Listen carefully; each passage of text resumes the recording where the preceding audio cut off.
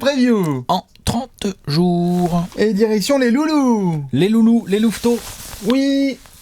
Dans le Minnesota aujourd'hui, comme d'habitude, on le rappelle, 30 jours avant le début de la saison régulière en NBA, la série préférée de ton joueur préféré. Les 30 previews en 30 jours, déjà plein de franchises de gérer en long, en large. Vous êtes là à chaque fois à nous envoyer des commentaires, ça nous fait grave plaisir. Ouais, exactement. Et aujourd'hui, on va parler de chats et de loups. Ouais, exactement. Les amis de Kevin Costner. Ceux avec lesquels Kevin Costner danse. Pour ceux qui auraient pas l'indice. D'où l'indice, danse avec les loups. Voilà. Si certains sont allés chercher le lieu de naissance de Kevin Costner, vous pouvez vous mettre un WAD. Là, on pense.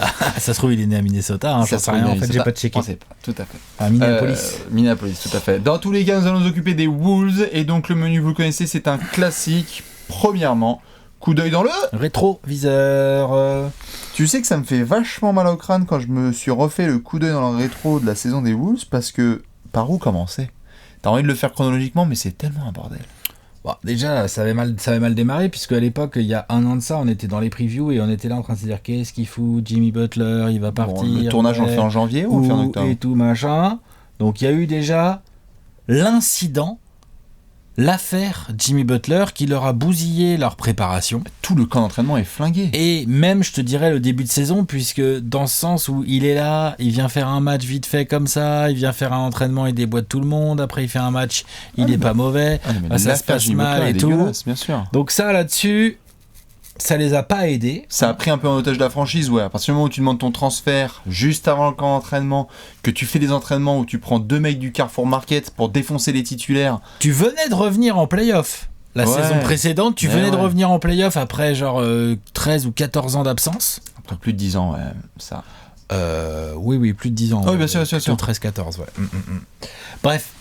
Un pas en avant, 7 pas en arrière. Exactement, c'est un peu frustrant. T'as le transfert. Du coup, les Wolves n'ont jamais trouvé de réel équilibre de la saison, j'ai envie de dire. Non, parce qu'en effet, il y a le transfert de Jimmy Butler. Donc tu récupères Covington et Dario Saric, donc des joueurs capables, des joueurs intéressants. Saric, on peut pas dire qu'il se soit intégré réellement et qu'il ait trouvé sa place dans cet effectif des Wolves. Changement de coach. Alors oui, tout à fait. Tom Thibodeau.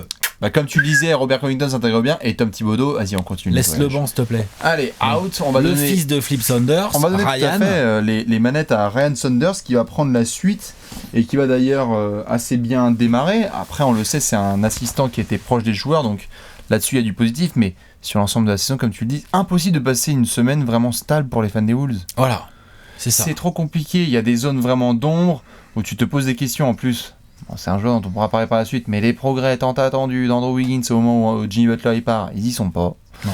Ça, on pourra en parler après. L'équilibre d'équipe, je veux dire, Jeff Teague, c'était pas ouf. Covington s'est blessé alors qu'il faisait du bien. Alors après, Gibson. T'as des bonnes choses au milieu de tout ça. T'as Josh Okogie, bien sûr. Josh Okogie, saison de rookie, bien.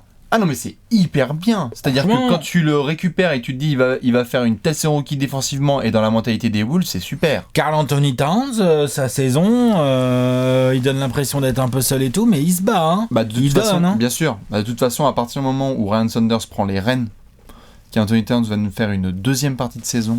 Nom de Dieu. Statistiquement, c'est une orgie. Sale. Il a rappelé à tout le monde que personne peut vraiment défendre sur lui en fait. Tu peux pas. Non. Et il y a des beaux progrès défensifs.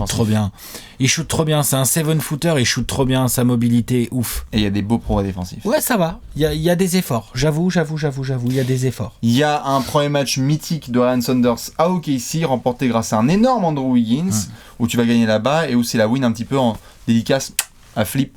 Ouais, exactement. Parmi les très belles choses comme ça émotionnelles qu'il faut pas oublier dans la saison des Wolves, il y a quand même un certain Derrick qui a mis 50 points. Oh, quand même Dédé en plein hiver qui va nous planter 50 pions comme ça. That was so hard, man. Non, franchement, c'était trop bien. C'était joli ça. Non, avec le maillot old school et après, oui, ça te fait gagner un match, mais ça t'en a pas fait gagner suffisamment pour aller en play-off. Donc t'as fini la saison avec 36 wins.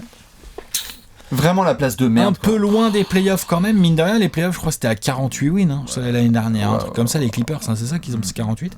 Donc quand même, t'es quand même loin de l'affaire. C'est vraiment la place de merde, celle des Wolves. Et t'es arrivé dans ton été, genre, qu'est-ce que tu fais ? Qu'est-ce qu'on fait les gars ? Parce qu'il y a plein d'indécisions, c'est pas très stable ce bordel. Est-ce qu'on peut prendre au moins une direction et s'y tenir ? Voilà. On va regarder tout ça en détail. Voilà, il y a un nouveau GM. Ah bah, on va regarder ça en détail. Voilà, exactement. Allez, on regarde tout ça. On va regarder ça tout de suite dans le marché de l'été. Le grand tableau.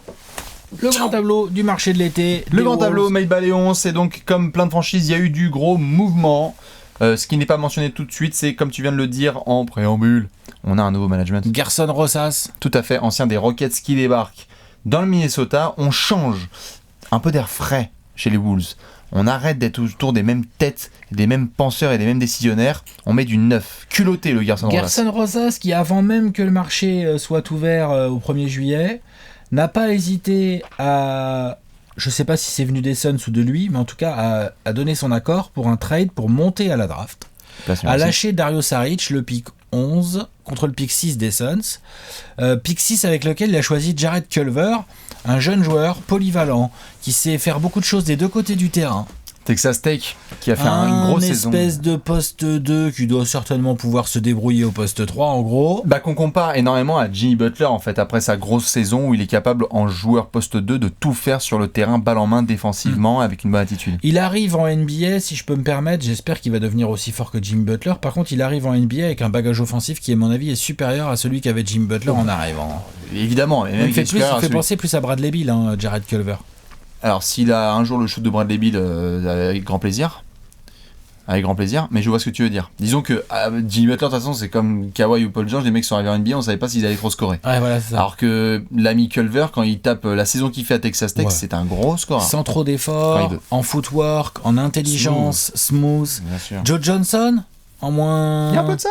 Tu vois, c'est ce genre de joueur-là. Je dis pas qu'il est pas athlétique, mais il a un côté très. J'impose mon rythme. Très terrien, à mon rythme et tout. Bien sûr. C'est le coup un peu culotté de Gerson Rosas qui va dire en effet on prend Jarrett Culver. Avant ça, il y a même une décision qui est assez importante. Tu gardes Ryan Saunders. Il y en a qui ont cru que ça allait être peut-être intérimaire. Je suis d'accord. Parce que l'autre, quand il prend la place de Tom Thibodeau, tu te dis est-ce que ça va être 6 mois ou est-ce qu'on garde ? Eh ben, il a notamment le soutien des joueurs, monsieur Ryan Saunders. Beaucoup de joueurs en interne qui disent non, on est bien avec lui, on veut se développer, c'est cool, on y va. Parmi les arrivées, donc, tu as récupéré Jordan Bell, tu as récupéré Noah Vonleh. T'as tes deux éboueurs derrière Towns. Voilà. T'as récupéré Jake Layman. De Portland. Shabazz Napier. Brooklyn. Ouais. Et Tyrone Wallace, je crois qu'il vient de Clippers. Clippers, Tyrone Wallace. Donc et ça, Trevon Graham. Voilà. Ouais, et Trevon Graham. Tout à fait. Voilà un peu tes arrivées. Côté départ, t'as laissé filer Derrick Rose. Pardon, tu voulais dire quelque chose ? Non, juste sur notamment les phénomènes de la classe lycéenne d'il y a 2 ans, et ça a été un peu difficile pour lui, mais qui a un potentiel absolument monstre, Naz Reid. Chez les rookies aussi, qui a été récupéré par les Wolves. Et qui a fait une bonne Summer League. C'est intéressant. Je t'en prie, tu parlais de départ ? Derrick Rose, tu l'as laissé filer, il était sans contrat, il a signé avec les Pistons. C'est ça. Tu n'as pas, visiblement, les Wolves n'ont pas jugé utile de se positionner dessus. C'est ça. Tyus Jones a filé à Memphis. Bien sûr. Anthony Tolliver est parti. Important. Voilà. Dario Saric, on en a parlé, donc il est à Phoenix. Taj Gibson, il est à New York. Et Jared Bayless, je sais même pas où il est. En retraite. Ouais. Et puis quelque part, tu t'es dit, tiens, qu'est-ce que ça va donner l'été 2019 de Jimmy Butler ? T'as même pas eu le temps de le laisser partir à Miami, qu'au final, tu as récupéré Jarrett Culver. Donc, pas mal aussi de la part des Wolves. Tu l'as laissé partir à Philadelphie. Oui, tout à fait, mais donc, au final, vu que quand les Wolves ont récupéré Jimmy Butler, ils se sont dit, l'été 2019, on va voir. Finalement, Philly a perdu Jimmy Butler et on s'occupera d'eux une prochaine fois. Tu as quand même Jarrett Culver puisque tu avais ce pic de draft où tu es monté avec Dario Saric. Tout à fait. Donc ça, c'est pas mal. Donc voilà, assez équilibré. On peut pas dire qu'il y ait des départs tonitruants, tu vois, il n'y a pas de blockbuster trade.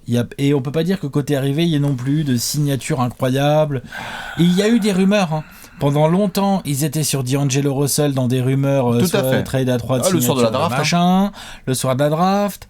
Il y a eu aussi pas mal de rumeurs autour d'Andrew Wiggins. Il y a eu des choses, il va être dans un trade, pas dans un trade, est-ce qu'il va être là ou quoi. Non mais tu vois, il y avait des choses. Des rumeurs sur Wiggins, il y en a. Mais au final, que ce soit dans la colonne arrivée ou dans la colonne départ, tu n'as pas de choses où on est en train de se dire waouh, ok, bien sûr. Ok, il a tranché dans le vif, l'autre il arrive, là, Gerson Rosas, genre clac, non, c'est clair. Et ça va prendre du temps, Gerson Rosas qui va devoir s'installer, et puis aussi c'est pour une raison bien connue, pour laquelle il peut pas faire grand chose, c'est que Wiggins, Towns, Teague, ça gagne combien par saison ? Un salary cap. C'est dans le salary cap. Quasiment. Et donc ça, malheureusement, t'as pu te débarrasser de certains, mais tu restes encore bien blindé. Et puis il y a Dieng, le contrat de Gorgui Dieng, il est bien sérieux aussi. Il est encore là. Il est bien sérieux son contrat. Alors t'as plus d'âge, t'es content, mais alors par contre... Non, hein. C'est clair qu'au niveau masse salariale, c'est un peu compliqué. Il y a de la gestion. Gerson Rosas, il a du pain sur la planche, le mec. Il va devoir nettoyer tout ça. Il n'y a pas que lui qui a du pain sur la planche. Oh là là, magnifique. Il y a Ryan Saunders aussi. Ryan Saunders aussi. Pourquoi les 11? Mais ton avis, parce qu'on va faire un 5 majeur. Voilà, exactement. Allez, il est beau. C'est parti pour le 5 majeur.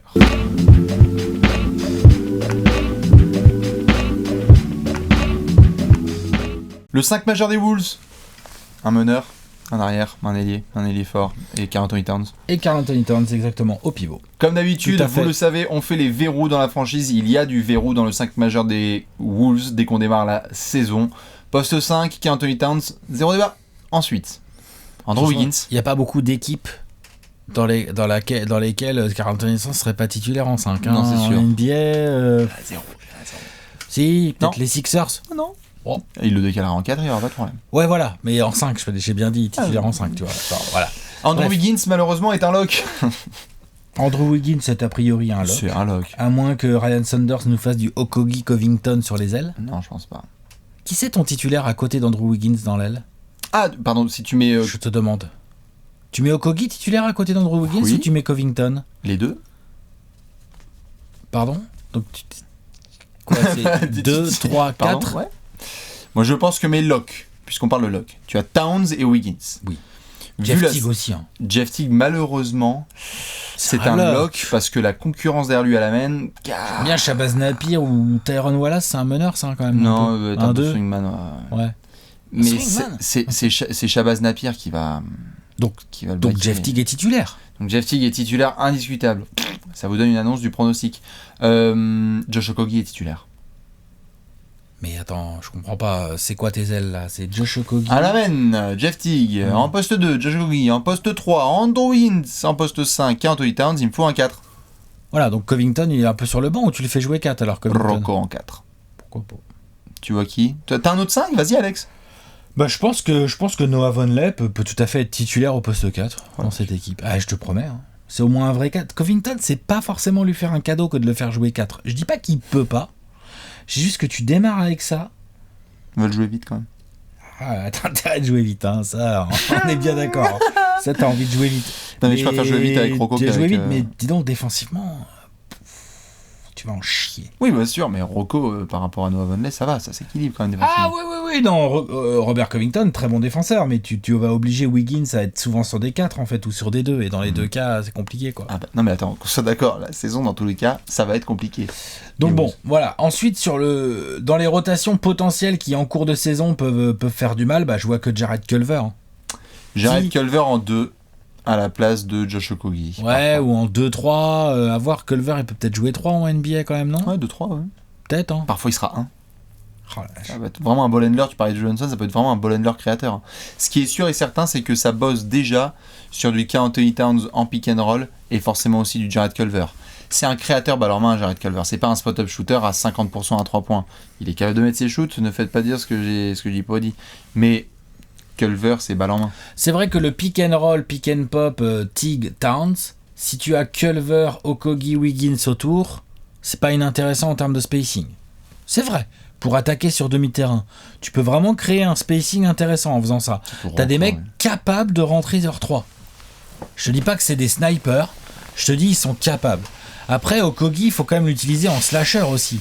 Il est intéressant pour agresser la défense, aller chercher des fautes. Ses qualités athlétiques et tout, puis il est jeune, quoi. Il y a moyen de le faire progresser. Tout à fait. Mais comme tu dis, donc il y a une discussion sur le poste 4. Oui. Et peut-être sur le poste 2. Il y a une discussion sur les exters, quoi. Comment tu les organises? Si tu prends Jarrett Culver en 6ème choix de draft, est-ce que tu le mets en sortie de banc? Voilà. Est-ce que Jarrett Culver en 6ème choix de draft est en sortie de banc derrière Josh Okogie? Est-ce que Jarrett Culver en 6ème choix de draft, il reste longtemps derrière Andrew Wiggins qui est toujours dans le Minnesota au moment où on parle? Voilà.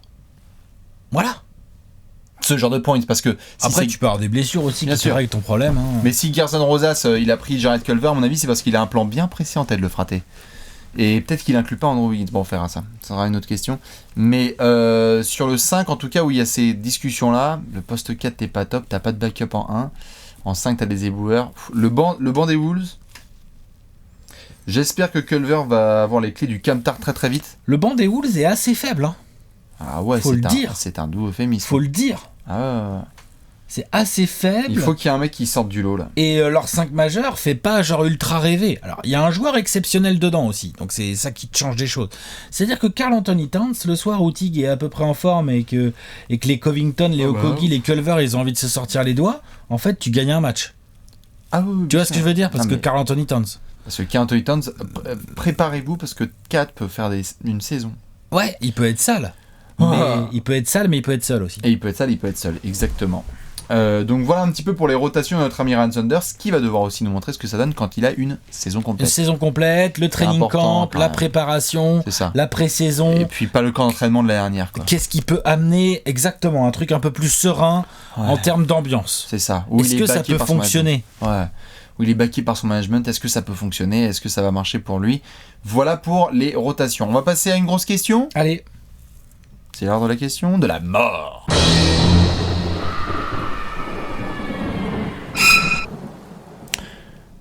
Question de la mort. La question of the death. Elle est simple. Elle fait flipper. Elle va rappeler des mauvais souvenirs aux fans du Minnesota.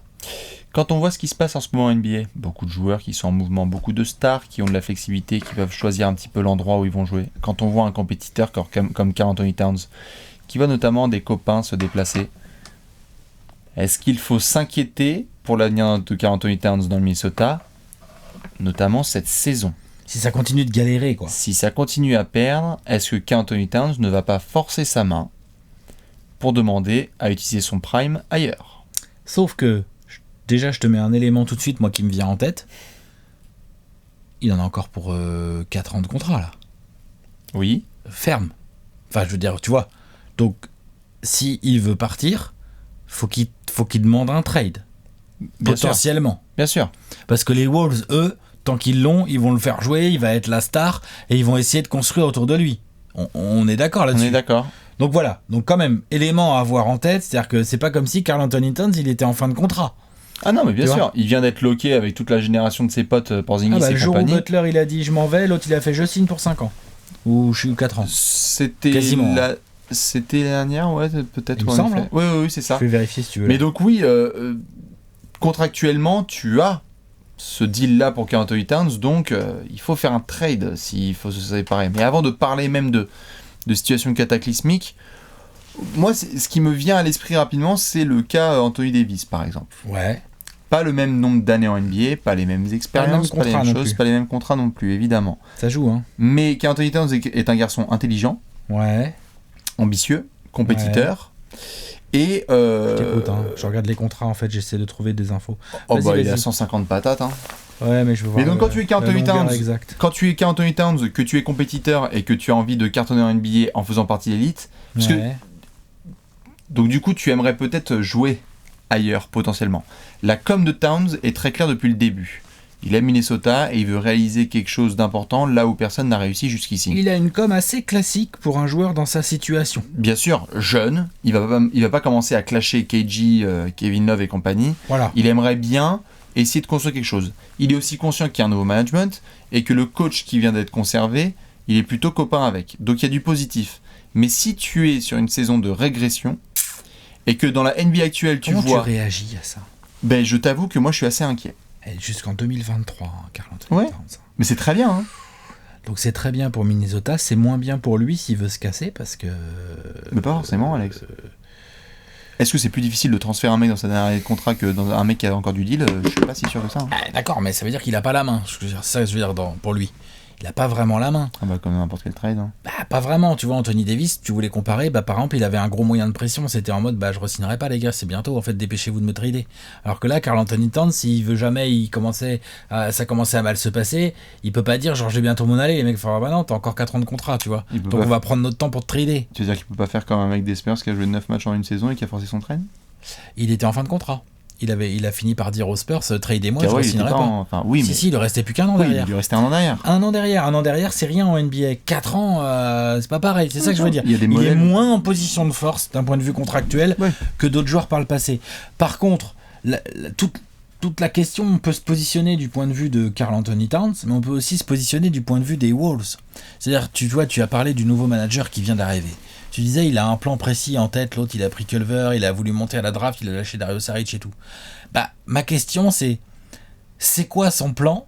Et de manière évidente, au milieu de son plan, il y a Karl Anthony Towns. On est d'accord, c'est obligé. Enfin, ça peut pas en être autrement. Je pense que ce qui peut rassurer les fans, c'est le fait que Karl Anthony Towns, qui a vu ce qui se passait au niveau management, décisions, Thibodeau, etc., il y a du neuf et il y a un mec culotté et ambitieux qui vient des Rockets. Donc là, pour cette année, c'est bon. On est peinard. Peinard, je veux dire dans le sens... Il est en droit d'y croire, il va arriver avec une bonne mentalité au training camp, il y a quelques nouveaux coéquipiers, il y en a qui connaît déjà, il y a un truc à construire, quoi. Il faut voir notamment quels mouvements vont être réalisés, c'est-à-dire que montre Jared Culver en année 1, ouais. Que met en place Ryan Saunders avec son inexpérience face au gros poids lourd du coaching de la NBA, ouais. Et surtout Karl Anthony Towns, comment ça se passe quand, on a déjà parlé avec d'autres, avec notamment la preview des Wizards, quand tu te ramènes au All-Star Weekend et que tu discutes dans le vestiaire et que les mecs ils sont copains. Quand tu vois ce qui s'est passé avec Paul George et avec Kawhi, quand tu vois le nombre de mouvements qu'il y a dans tous les sens, Westbrook a aussi forcé sa way out de Oklahoma. Et c'est Harden qui a forcé la way out de Chris Paul aussi. Et on sait ce qui s'est passé aussi avec tout à fait le transfert de Paul George. Mais ce que je veux dire par là, c'est que notamment Westbrook, il lui reste quelques années de deal. Donc quand tu as un joueur comme Towns, avec le talent que tu as et avec... Enfin, je veux dire, c'est unanime, comme tu viens de le dire en début de preview, que Karl Anthony Towns, en termes de talent pur, tu le mets dans une équipe qui fonctionne, qui a des résultats, c'est un candidat MVP, mais genre... Tout le temps. Demain matin. Oui, je suis d'accord. Et je pense qu'il est conscient de ça et que ce serait important pour lui d'être dans une équipe compétitive. Il va falloir que les Wolves soient très très vite bons, parce que sinon je pense que Kat n'hésitera pas longtemps. Il veut pas se retrouver dans une situation où il galère et il regarde les playoffs à la téloche. Le mec a quand même joué que 4 matchs, il s'est fait un peu bouffer par Capella et c'est tout. On est bien d'accord, sauf que là ce que tu es en train de me dire c'est qu'il faut que les Wolves aillent en playoff en fait là. C'est ça que t'es en train de me dire. Pas forcément, mais... soit à la lutte, que ça sente bon, qu'il y ait du progrès, quoi. Ouais, que ça sente bon, quoi. C'est-à-dire que là, il y a eu play-off, il y a eu derrière pas play-off. Là, il faudrait sentir une remontée du niveau de jeu, des espoirs. Il faudrait qu'Okogie explose, que Culver monte des signes intéressants et tout, quoi. Pour que Kat, ils disent, OK, on est dans le bon chemin. Il y a Jeff Teague qui va se casser parce que c'est la fin de son contrat. Donc, essayez de me choper un meneur plus sérieux que ça et puis on voit ce qu'on fait, quoi. Par exemple, pour aller dans ton sens, puisque tu viens de le souligner, c'est pas évidemment, comme on le sait, c'est pas tout noir ou tout blanc, playoff ou pas playoff. Quand on voit l'évolution des Kings, par exemple, l'année dernière, il n'y a pas de playoff, mais tu ne peux que être optimiste. Oui. Après, c'est le message plus facile, entre guillemets, dans parce que tu as fait de la merde pendant des... Et puis ils n'ont pas un joueur comme Karl Anthony Towns, sans faire offense à leurs intérieurs, ils n'ont pas une superstar comme ça, quoi. Non, c'est sûr. Mais au moins, il y a un progrès qui fait que tu peux montrer à tes gros joueurs que c'est ici qu'il faut rester. Que tu faut signer, Buddy Hield, re-signe s'il te plaît, quoi. Et là, pour le coup, pour Towns,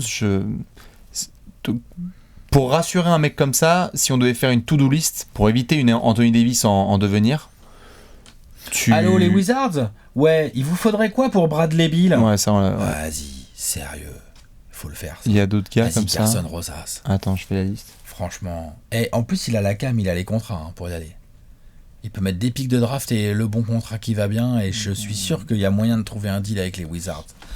Faites ça. Franchement, si t'as Bradley Beal et Karl Anthony Towns comme structure, comme noyau de ton 5 majeur, bah tu sais que c'est pas mal comme Big Two. C'est pas mal, franchement. C'est assez complémentaire en termes de poste. Moi, je trouve ça vachement intéressant. Bradley Beal balle en main et Karl Anthony Towns qui vient et qui tourne autour et tout. Et on bricole et on cherche. En attaque, déjà, t'es bien. Ah, mais de toute façon, ça paraît, comme tu l'as dit, d'Angelo Russell. Donc, les mecs, ils veulent leur ball handler copain avec... Fort. Et le mec fort, parce que Jeff Teague, merde, c'est un ball handler, ok, mais il est pas assez fort. Je vais te poser une question qui peut te déranger. Pourquoi? Tu prends quoi contre Devin Booker? Karl Anthony Towns, c'est bien, ça me paraît bien. Tu prends quoi contre Devin Booker? Ah non, rien du tout, s'il vous plaît. Non. T'as vu comment il est devenu rouge là? Attends, tu sais qu'ils sont buddy hein. Pas ça, ouais, je sais. Bien sûr qu'ils se kiffent. Le trade me paraît plus compliqué à gérer qu'avec Washington, parce que là Andrew Wiggins et Jared Culver, Alex? Oui, mais l'inconvénient en fait que tu as, c'est que quand t'appelles Phoenix, Non mais regarde, j'essaie de me positionner. Non mais je dis pas que c'est pas possible, hein. C'est possible. Mathématiquement c'est possible. En termes de dynamique, là aujourd'hui tu appelles les Suns, je sais même pas si les mecs sont ouverts à t'écouter en fait, pour te filer leurs meilleurs joueurs. Alors qu'à Washington, les mecs sont très ouverts à t'écouter pour te filer leurs meilleurs joueurs là. Ok, on est d'accord. T'es d'accord ? Et c'est ça que je veux dire. Tout à fait. Et si tu es Devin Booker et que tu as annoncé que c'est la dernière saison que tu faisais sans les playoffs. Ça fait déjà 2 fois que je dis Devin Booker. Et que là, par exemple, tu les fais pas et Devin Booker commence à péter des plombs et va sur un yacht avec Anthony Towns. Ouais. Et bah peut-être qu'à ce moment-là, mais c'est pas pour cette année. C'est au plus tôt pour l'été prochain. Pas avant. Je garde un œil sur cette piste. Pour moi, c'est impossible. J'y crois pas cette année. Non, pas cette année, mais j'y crois pour la suite. Oui, mais sauf qu'ils ont besoin cette année. Moi, je pense qu'ils ont besoin cette année. Je pense que cet effectif-là, paf, moi je suis Karl Anthony Towns, je me fais au bout de 20 matchs là, il y a moyen que Karl Anthony Towns, genre l'autre il va tourner en 26-13 là et au bout de 20 matchs il va être à 5-15. Ou alors il nous fait... j'exagère mais j'en sais rien en fait, mais vous voyez ce que je veux dire. Ou alors il nous fait vraiment une Anthony Davis d'il y a quelques années avec Monty Williams, où t'es bien placé pour savoir. L'effectif est pas top, mais sa saison est tellement monstre qu'il arrive à grappiller une place 9 voire 8 ouais. Quoi. Sauf que là l'Ouest est encore moins clément, j'ai l'impression. Et ce qui fait que les previews on les commence comme ça, mais qu'après t'as alignement des planètes, 3 blessures, 2 machins. Voilà. Mon Dieu, les Spurs et les Lakers vont pour le playoff, il y a un spot qui arrive et Karl Anthony Towns fait une saison de temps. Tout à fait. Il faut que tu te faufiles. Il faut que si t'es les Wolves, tu te faufiles. Il faut qu'il se faufile et que tu fasses. Mais pour moi, Gerson Rosas n'a pas le choix. Que ce soit d'appeler les Suns, d'appeler les Wizards, quelles sont les équipes comme ça qui auraient éventuellement un joueur fort à lâcher et qui ça serait touchable quoi. C'est pas simple hein. Non mais de toute façon il faut essayer de refourguer la salade Wiggins à quelqu'un et alors là mon pote. Ouais. Le talent est là hein, indéniable hein. Bon ça on va pouvoir en parler. Mais à surveiller vraiment de très près l'avenir de Karl Anthony Towns. À surveiller parce que attention, dans une ère NBA où on pense que les contrats signés, salut Paul George, et ben ça veut dire que t'es loqué dans ta franchise, il y a des nouveaux templates qui commencent à sortir d'attitude par rapport à ton contrat. Tu viens de signer, tu peux aussi forcer ta main et dire genre les gars en fait. Non mais c'est vrai, il est moins en position de force que d'autres, mais il aura son mot à dire. Parce que le talent est trop fort. Il est trop fort. Donc attention à la saison déjà statistiquement de Karl Anthony Towns et très intéressant les réactions en conférence de presse. Ouais. Ah ouais, bien sûr. Surveiller de très près. Bien sûr. Nous on va devoir enchaîner avec le trophée du peuple. Allez, The Gerrard, The Golden Gerrard. C'est l'heure du Gérard d'or.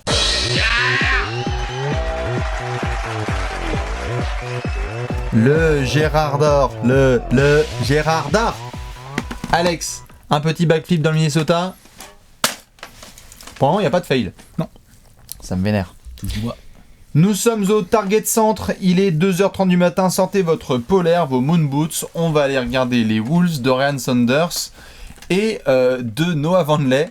Et justement, c'est l'heure du Gérard d'or. Quel joueur va vous faire cliquer sur les Minnesota loups des bois? Alex? Andrew Wiggins. Ça fait 3 ans. Putain. C'est un numéro 1 de draft, quoi. Mec, montre-nous. J'en parle tous les ans. Il sort d'une saison 2016-2017 où il mettait plus de 23 points par match. On était là genre, wow, ok, ah ouais, Butler qui arrive, tout ça, ouais, ça peut être chambé et tout. Et là, vraiment, la saison dernière d'Andrew Wiggins, là, clairement, c'est mon Gérard d'or, mais vraiment dans le côté un peu malheureusement négatif de la chose. C'est-à-dire que là, avec le départ de Jimmy Butler, qu'il ait eu du mal à démarrer le camp d'entraînement, et Jimmy Butler, et gna gna gna, et c'est pas bien, il est pas gentil, Jimmy, tout ça. Ok. Par contre, une fois que Jimmy Butler est parti, genre, le meilleur externe, c'était Robert Covington après. Après, Robert Covington, il s'est blessé ouais. Et c'était limite Josh Okogie, j'exagère pas tant que ça, quoi. Il y a eu du mieux avec Ryan Saunders. Il y a eu un peu de mieux, mais au final, on se retrouve avec un Andrew Wiggins qui a encore du mal un peu à trouver son rythme. On se retrouve avec un Andrew Wiggins qui shoot, mais des choix de shoot, mais hyper énervants. Neymar DeRozan dans les veines. Hyper énervant les choix de shoot d'Andrew Wiggins. Du coup, tu te retrouves avec l'un de ses pires pourcentages en carrière. Là, j'ai noté, il était à 41% au tir l'année dernière. C'est pas ouf du tout, ça. Hein. Et pire que ça, il est à tout juste 70% au lancer. Non mais, applique-toi. Déjà que t'en provoques déjà qu'il en provoque que 4 par match. Déjà, ça, vu l'athlète que c'est pas possible, ça. L'agressivité, comme on dit, il fait passer Nico pour le champion du monde de l'agressivité. Sans déconner, quoi. Ouais. Ça, c'est pas normal. Il m'énerve. Au rebond, bon, voilà, ça change pas. Il se bat pas au rebond. Alors que l'autre, il monte jusqu'à l'horloge des 24. Donc tout ça m'énerve. Les Wolves ont quand même misé sur lui. Ils lui ont mis une extension max, donc qui est en cours. Là, il en a encore jusqu'en 2022, je crois. 1 an de moins que Karl Anthony Towns, à un salaire. C'est combien ? À un salaire, je l'ai pas exact le salaire, mais c'est sûr, ça va dépasser les 30 millions l'année. Là, bientôt. Ah ouais ? Ah bah 148 sur 5, donc vu que ça démarre dans les 24-25, ça va forcément finir par dépasser les 30 patates l'année. Hein. Ouais. Ça c'est sûr et certain. Hein. Ça c'est mathématique, hein. Sortez vos calculatrices, vous allez voir. Mais donc du coup, Andrew Wiggins, ouais clairement, moi, tu vois, j'en viens à souhaiter, genre, qu'il se prenne un coup de pied au cul, que Gerson Rosas le trade, qu'il se retrouve là au Wizards, là, avec une équipe voilà un peu chaotique autour. Pendant ce temps-là, Karl Anthony Towns, le bras droit il aura un vrai enfoiré. Il aura un vrai Karl Anthony Towns, fais les chiottes, Andrew. Il aura un vrai coéquipier en la personne de Bradley Beal par exemple. Après bon, tout à l'heure tu as évoqué les Suns, mais sincèrement bon bref. Je pense qu'il y a moyen que ce Gérard Dor finisse en morceaux si ça se dans passe. mon cul, ça voilà. continue. Il y a moyen que ça finisse en morceaux dans la caméra de Léonce là. Non, Andrew Wiggins, bon, talent incroyable, mais quelle déception c'est en train de devenir, quoi, à force, quoi. Ouais. Il est encore jeune, hein, ça peut encore changer, mais Kat a tellement besoin d'un Andrew Wiggins en vrai lieutenant, parce qu'en fait, l'équipe, ça se trouve, tu l'as déjà, enfin, Okogie, Culver, Wiggins, autour de Kat. Bien sûr. Non, tu peux. Traîne-moi JFT contre quelque chose et on en reparle, quoi. Pourquoi pas. Sauf que Wiggins, je sais pas ce que t'en penses toi, mais Wiggins vraiment il est frustrant. Moi j'en pense que tous les signes montrent pas de progrès sur la saison à venir. Il y a du mieux avec Ryan Saunders, il a fait des purs perfs certains soirs, mais bon moi pour le moment il y a aucun signe qui montre qu'il peut y avoir du positif chez Andrew Wiggins, un vrai coup de gueule, mais en même temps. C'est qui le vétéran ? Qui c'est pour lui montrer la voie ? D'accord, mais ça peut pas être une excuse pendant toute sa carrière. Je dis pas que c'est pendant toute sa carrière, mais il y a des joueurs qui ont besoin de babysitting. Et lui il a besoin, mais tu vois, genre, numéro 1 de draft, potentiel incroyable, quoi. Oh là là là là. Retrouvez Alex dans 1 an pour la preview pour le Gérard Dor des Wizards et le Gérard Dor Andrew Wiggins.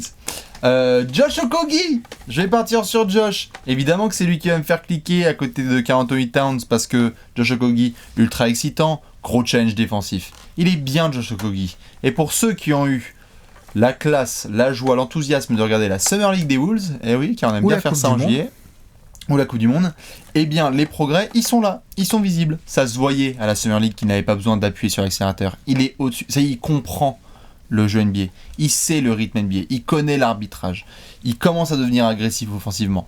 Donc très intéressant de voir, très intéressé de voir si là, il y a des mecs qui font des saisons rookies hyper intéressantes et puis après qui disparaissent dans l'anonymat.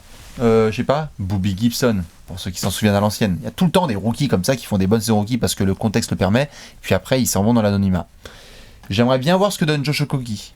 Si c'est juste un petit 3&D qui est capable de moments de force, ou bien c'est le représentant de son pays, notamment au basket sur les années à venir, et une bonne petite perle récupérée à la draft.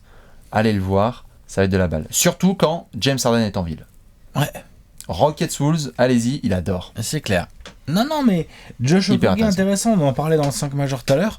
Je suis curieux de voir quel est le rôle qui va vraiment lui être attribué aussi. Et alors lui, en confiance, il a 35 Wiggins dans les auriculaires. Ah mais là, laisse tomber là. Agressivité, et confiance. En termes de motivation aussi, parce que bon bref. C'est la totale. Andrew Wiggins pour Alex, 7e année consécutive, et Josh Okogie pour Bibi. Dites-nous qui sera votre Gérard Dor, surtout la Wolves Nation. Nous, on va partir sur le petit moment final. Le pronostico. C'est l'heure du pronostic.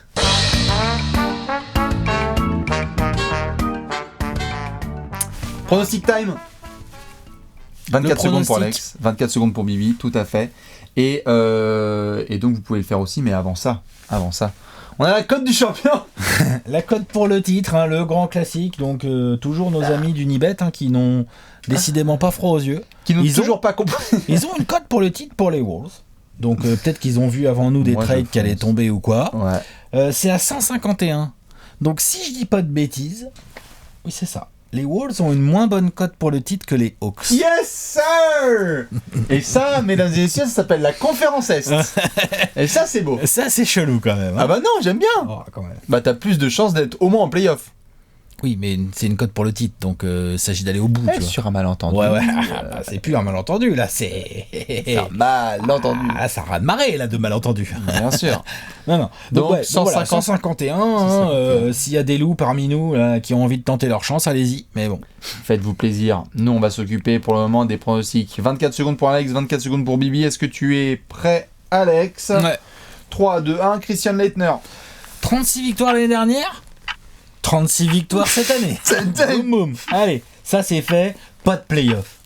Il n'y a pas assez de talent autour de Karl Anthony Towns. Il y a des bons joueurs, il y a des choses intéressantes qu'on a décrites là tout au long de cette vidéo. Pour moi, il y a un vrai souci de rotation intérieure. Franchement, on n'a pas beaucoup parlé dans la vidéo, mais tu crois ? Il n'y a rien, c'est chaud. Enfin, moi, je trouve ça chaud. Et puis, je serais pas si surpris que ça qu'il y ait un trade en cours de saison et je veux bien voir ce que ça donne. Donc voilà, 36 wins comme l'année dernière, pas de play-off. Magnifique. Eh bien, je respecte totalement ton pronostic et je vais essayer d'en faire un aussi bien, aussi joli. 3, 2, 1, top. 34 victoires, donc pas de same pour les Wolves, qui vont devoir régresser gentiment. Je crois en ta théorie. Si je dois donner un conseil aux fans des Wolves, il y en a deux. Si je dois donner un conseil, il y en a deux. Il y en a deux.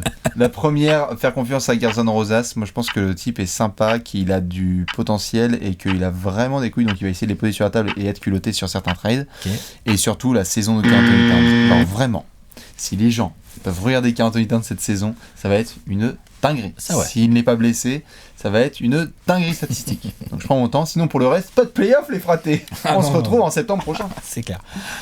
Voilà, c'était un peu long, mais en même temps, je devais la sortir. Il faut s'expliquer, les pronostics, c'est fait pour ça. Après ça, il y a un over-under. Ouais, savoir que là, on est pas mal, d'après Unibet, on est pas mal. L'over-under est à 35,5. Donc moi, avec mon 36, je suis pile poil. Et moi, avec toi, avec ton 34, bon voilà. Bon bah, si vous dites, vous êtes over-under, vous nous dites. Évidemment, nous, on va terminer avec le grand tableau. Le grand tableau, encore une équipe de l'Ouest qui est ajoutée. Voilà ce que ça donne. N'hésitez pas à le remplir. Comme d'habitude, nous on se retrouve tous les jours aux alentours de midi pour une nouvelle preview des 30 prévus en 30 jours. On termine avec le classique. Alex, c'est quoi ton indice ? Allez, on va chez les chanteuses.